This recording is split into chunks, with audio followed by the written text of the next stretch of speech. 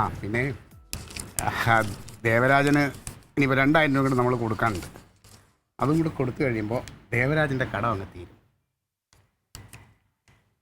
ഒരു ചെക്ക് ദേവരാജൻ മടക്കി തരും, അത് മേടിച്ചു വെച്ചോണം.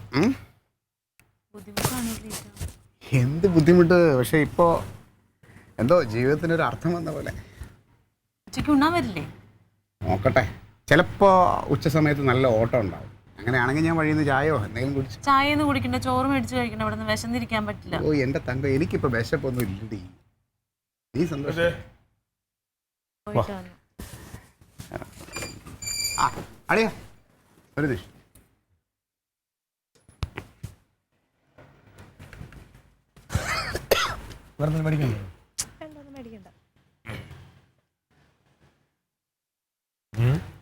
മോളാ അകത്തുണ്ട്. അതെ, ഞാനടിയിൽ ഒരുപാട് പൈസകൾ തന്നു തീർക്കാനുണ്ടേ. അപ്പോൾ എല്ലാം കൂടെ ഒറ്റയടിക്ക് എനിക്ക് തരാൻ പറ്റില്ല, ഇച്ചിരി സാവകാശം വേണം. ഇത് കടത്തിൻ്റെ ഇതൊന്നും കുറച്ച്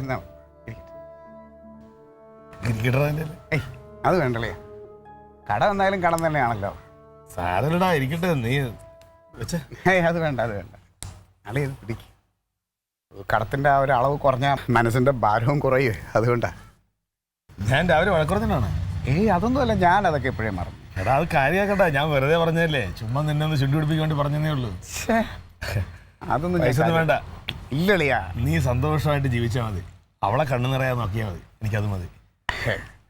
കടം എന്നാലും അത് കടമായിട്ട് നിൽക്കും, അതെനിക്കിഷ്ടമല്ല. അതുകൊണ്ട് ആളെ ഇത് പിടിക്കും. അതെ, സത്യം പറഞ്ഞ അളീനെ പോലെ ഒരു അളീനെ കിട്ടിയത് ഭാഗ്യമൊന്നുമല്ല.